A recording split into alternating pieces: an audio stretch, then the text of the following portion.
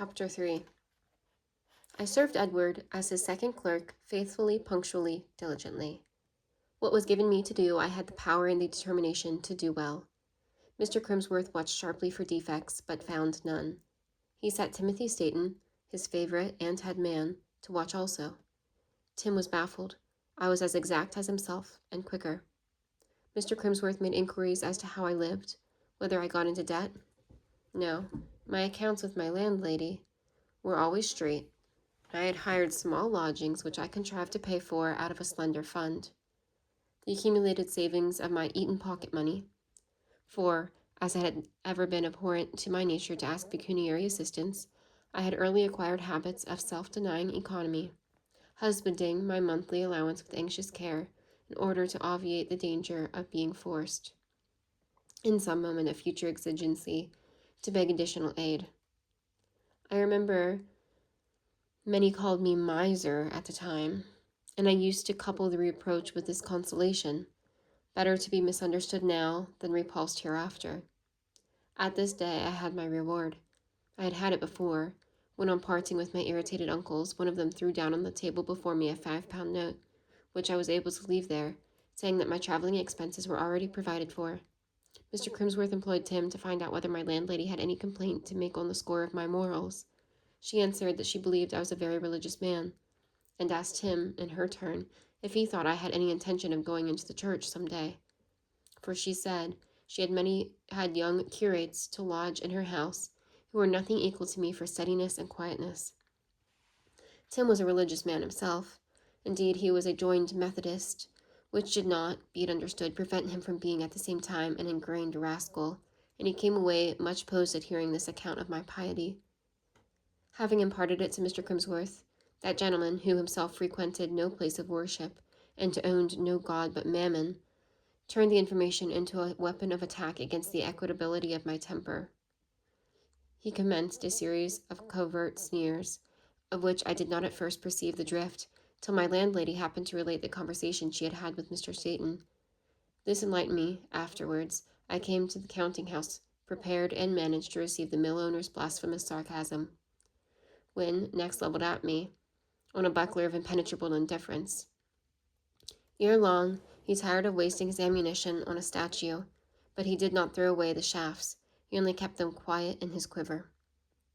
Once during my clerkship, I had an invitation to Crimsworth Hall. It was on occasion of a large party given in honor of the master's birthday. He had always been accustomed to invite his clerks on similar anniversaries, and could not well pass me over. I was, however, kept strictly in the background. Mr. Crimsworth, elegantly dressed in satin and lace, blooming in youth and health, vouchsafed me no more notice than was expressed by a distant move. Crimsworth, of course, never spoke to me. I was introduced to none of the band of young ladies, who, enveloped in silvery clouds of white gauze and muslin, sat in array against me on the opposite side of a long and large room. In fact, I was fairly isolated and could but contemplate the shining ones from afar, and when weary of such a dazzling scene, turned for a change to the consideration of the carpet pattern. Mr. Crimsworth, standing on the rug, his elbows supported by the marble mantelpiece, and about him a group of very pretty girls, with whom he conversed gaily. Mr. Crimsworth, thus placed, glanced at me. I looked weary, solitary, kept down like some desolate tutor or governess. He was satisfied. Dancing began. I should have liked well enough to be introduced to some pleasing and intelligent girl, and to have freedom and opportunity to show that I could both feel and communicate the pleasure of social intercourse, that I was not, in short, a block or a piece of furniture, but an acting, thinking, sentient man. Many smiling faces and graceful figures glided past me, but the smiles were lavished on other eyes, the figures sustained by other hands than mine. I turned away tantalized, left the dancers, and wandered into the oak-paneled dining room. No fiber of sympathy united me to any living thing in this house. I looked for and found my mother's picture. I took a wax taper from a stand and held it up. I gazed long, earnestly. My heart grew to the image. My mother, I perceived, had bequeathed to me much of her features and countenance, her forehead, her eyes, her complexion. No regular beauty pleases egotistical human beings so much as a softened and refined likeness of themselves. For this reason, Fathers regard with complacency the lineaments of their daughters' faces, where frequently their own similitude is found flatteringly associated with softness of hue and delicacy of outline. I was just wondering how that picture, to me so interesting, would strike an impartial spectator when a voice close behind me pronounced the words, there's some sense in that face. I turned. At my elbow stood a tall, young, though probably 5 or 6 years older than I, in other respects of an appearance the opposite to commonplace. Though, just now, as I am not disposed to paint this portrait in detail, the reader must be content with the silhouette I had just thrown off. It was all I myself saw of him for the moment. I did not investigate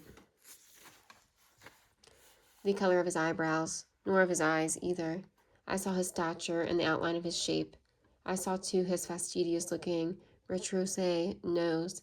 These observations, few in number and general in character, the last excepted, sufficed, for they enabled me to recognize him. "Good evening, Mr. Hunsden," I muttered, with a bow. Then, like a shy noodle as I was, I began moving away. And why? Simply because Mr. Hunsden was a manufacturer and a mill owner, and I was only a clerk, and my instinct propelled me from my superior. I had frequently seen Hunsden at Big Ben Close, where he came almost weekly to transact business with Mr. Crimsworth, but I had never spoken to him, nor he to me, and I owed him a sort of involuntary grudge, because he had more than once been the tacit witness of insults offered by Edward to me. I had the conviction that he could only regard me as a poor-spirited slave, wherefore I now went about to shun his presence and eschew his conversation. "Where are you going?" asked he, as I edged off sideways.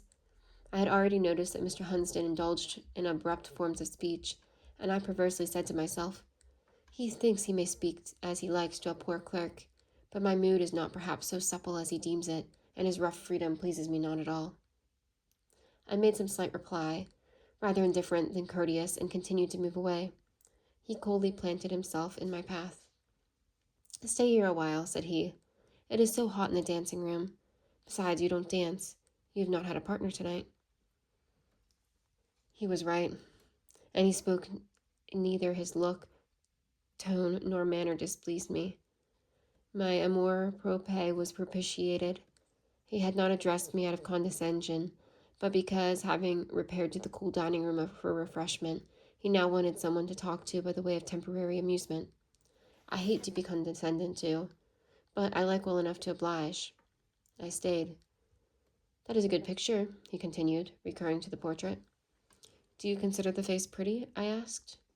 "Pretty? No. How can it be pretty with sunk eyes and hollow cheeks?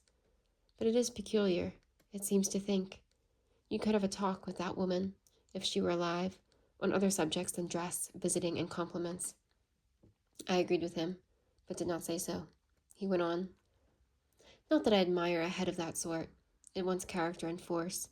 There's too much of the sensitive," so he articulated it, curling his lips at the same time, in that mouth. "Besides, there is aristocrat written on the brow and defined in the figure. I hate your aristocrats." "You think, then, Mr. Hunsden, that patrician descent may be read in a distinctive cast of form and features?" "Patrician descent be hanged. Who doubts that your lordlings may have their distinctive cast of form and features as much as we, shire tradesmen, have ours? But which is the best? Not theirs, assuredly. As to their women, it is a little different. They cultivate beauty from childhood upwards, and may be by care and training attained to a certain degree of excellence in that point, just like the oriental odalisques. Yet even the superiority is doubtful. Compare the figure in that frame with Mrs. Edward Crimsworth, which is the finer animal." I replied quietly, "Compare yourself and Mr. Edward Crimsworth, Mr. Hunsden." "Oh, Crimsworth is better filled up than I know. Besides, he has a straight nose, arched eyebrows, and all that. But these advantages, if they are advantages, he did not inherit from his mother, the patrician, but from his father, old Crimsworth, who, my father says, was a shire blue dyer as ever put indigo in a vat, yet withal the handsomest man in the 3 ridings. It is you, William, who are the aristocrat of your family, and you are not as fine a fellow as your plebeian brother by a long chalk." There was something in Mr. Hunsden's point-blank mode of speech which rather pleased me than otherwise, because it set me at my ease. I continued the conversation with a degree of interest. How do you happen to know that I am Mr. Crimsworth's brother? I thought you and everybody else looked at me only in the light of a poor clerk. Well, and so we do. And what are you but a poor clerk? You do Crimsworth's work, and he gives you wages. Shabby wages they are, too. I was silent. Hunsden's language now bordered on the impertinent. Still, his manner did not offend me in the least. It only piqued my curiosity. I wanted him to go on, which he did in a little while. This world is an absurd one, said he. Why so, Mr. Hunsden? I wonder you should ask. You are yourself a strong proof of the absurdity I allude to. I was determined he should explain himself of his own accord without my pressing him to do so I resumed my silence. Is it your intention to become a tradesman? He inquired presently. It was my serious intention 3 months ago. The more fool, you look like a tradesman. What a practical business-like face you have. My face is as the Lord made it, Mr. Hunsden. The Lord never made either your face or head for X. What good can your bumps of ideality, comparison, self-esteem, conscientiousness do you here? But if you like Big Ben clothes, stay there. It's your own affair, not mine. Perhaps I have no choice.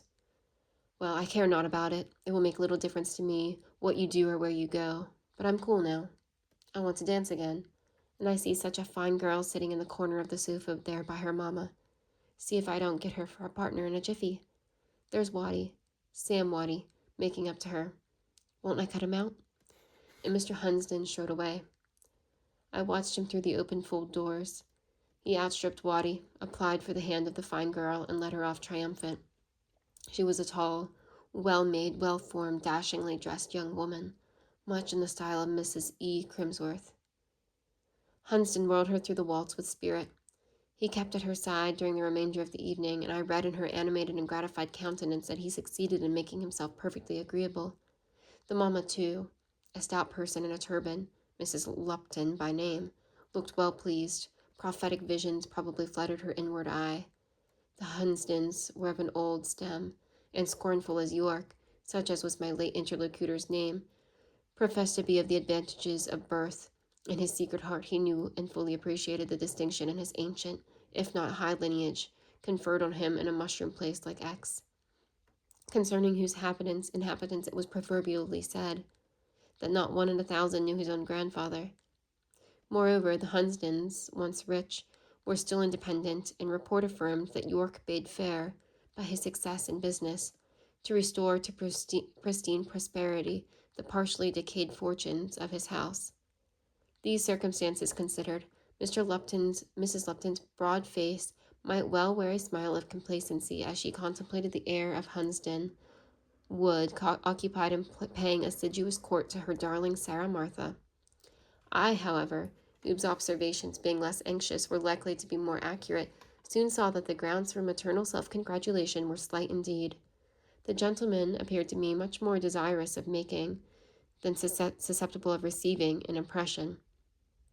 I know not what it was in Mr. Hunsden that, as I watched him, I had nothing better to do, suggested to me every now and then the idea of a foreigner. In form and features, he might be pronounced English, though even there one caught a dash of something Gallic, but he had no English shyness. He had learnt somewhere, somehow, the art of setting himself quite at his ease, and of allowing no insular timidity to intervene as a barrier between him and his convenience or pleasure.